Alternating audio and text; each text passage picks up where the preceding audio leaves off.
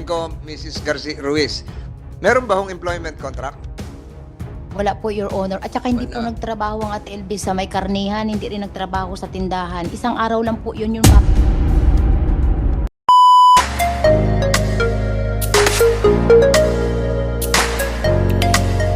Ano naman, magandang tanghali. Magandang tanghali po. Alinsunod po dun sa mga umiiral na patakaran. Kami po, ang DOL po ay nakipag-ugnayan na sa pamilya ni Ginang LB para po habulin yung mga labor-related claims. At para po mabigyan po sila ng kaunting kapital para makapagsimula ng isang negosyo. With respect po dun sa labor-related claims, nakausap na po ng aming kawani sa Batangas City. Totoo po na ang workplace po niya ay dun po sa ibang region. Pero kami po ay, ang rules po namin kung saan po naka-reside yung isang manggagawa, pwede po namin iproseso yung kanyang mga claims. Kailangan lang po namin ng konting detalye, katulad nung kailan ba talaga siya nagsimulang magtrabaho, siya ba talaga ay pinasahod o hindi.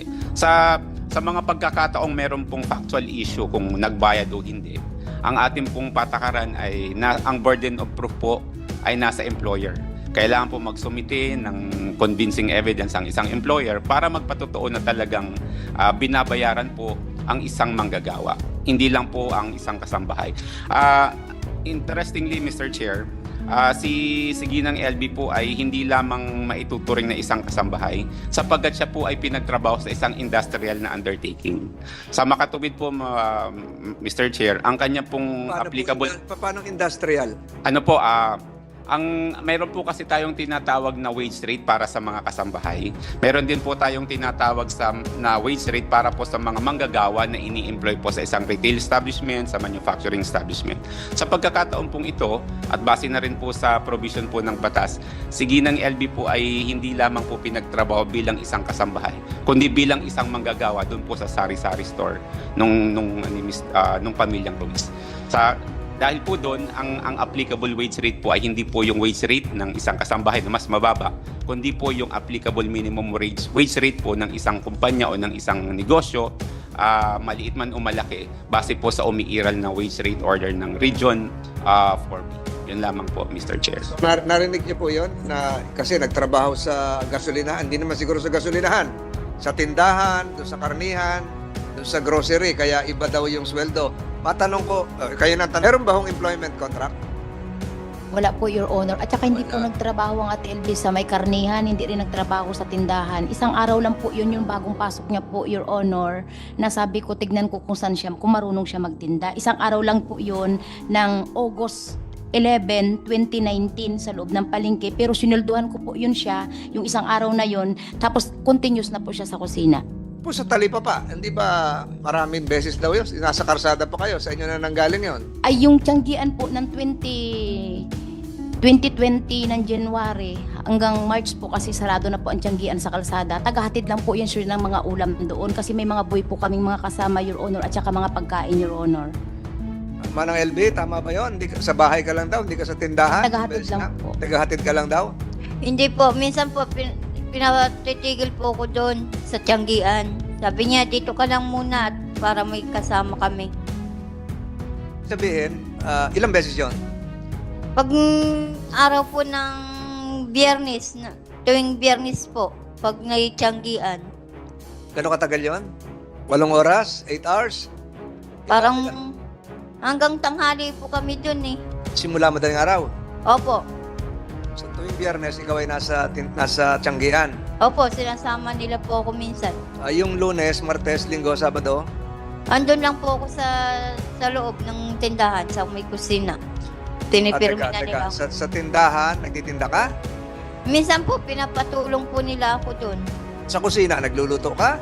Minsan po, no, Bakit? Meron bang karinderya? Meron bang restaurant na maliit? wala po. O, Yung ang niluluto, yung pangkain nyo? Opo, yung mga pagkain namin. Hindi binebenta. Pa, Hindi binebenta. pinapaluto lang po sa amin, sa akin Hindi, po yung minsan. niluluto nyo, hindi paninda. Minsan po, yung po galing sa tindahan. Doon kami kumukuha sa tindahan. Hindi ho, yung inyong niluluto ay binebenta ba sa mga ibang tao? May karinderya? Hindi po. Pagkain nyo lang. Opo. Pero ikaw, may kontrata ka bang pinirmahan o ikaw pumasok bilang kasambahay ba o kung ano, may kontrata ba o wala na? Wala po. Sabi po sa akin, o doon ka muna lang sa kusina muna. Pag wala ka nang ginagawa sa kusina, pwede ka tumulong dito sa tindahan. Yusek Benjo, so did they violate the Batas Kasambahay referring to these spouses? Yes, Mr. Based on the narration of facts in this committee, yes, Mr. Chair. Alright. Dapat malaman ng mga abogado niya ito. Ginang Franz, pinagamot niyo ba siya dati? Noong 2019, 2020, 2021, 2022?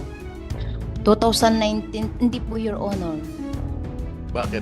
Kasi po Bakit hanggang ngayon lang 2023 siya balak pagamot? Ipagamot? siya po nagsabi sa akin, Your Honor, nung paalis po ako, sabi niya, ate, pag ipa-check up mo na lang ako at ipagamot mo ako para gusto ko uli magtrabaho. Yung po sabi niya sa akin, Your Honor, sige kako at luluwas kami bukas, Your Honor, kako po. E di sabay ka na sa amin, sabi ko po, nung nag-deliver naman kami, sadya talaga na din at hindi kami nakasingil ng sibuyas, iniwan lang po namin sa Balintawak ang sibuyas, hindi rin po kami nabayadan. Pero ang sabi, with the provincial Yeah, Estrada, sinakay daw sa truck ng sibuyas, wala naman siyang kasama. Mayroon po, Your Honor, yung kasama niya, kasi doon po sa unahan, Your Honor, Sabi niyo kasi sasamahan niyo. Sinamahan niyo sa truck ng sibuyas? magkakasama po kami, Your Honor, na lumuwas. Opo, Sinamahan mo ba sa truck ng sibuyas si Aling LB? magkakasama po kami. Pero doon nga lang po kami sa unahan banda kasi puno po. May kasama siya sa likod yung isang boy namin. Pero po ang biyahe ng mula sa amin hanggang sa pier po, wala pa pong 30 minutes. Tapos sa barko po, open po yun. Pwede po silang bumaba, pwede silang gumala, pwede silang umakyat sa taas. Masyado makakagala kasi bulag na nga eh. May kasama po siya, Your Honor, yung isang boy po namin. Sabi nila, dito na lang kami ate, upo na lang kami dito. Pero nakataas po yun. Tapos pagdating po sa Batangas, Your Honor, kunting oras lang din po, apartment na rin po ng anak ko, tinitirhan na din po.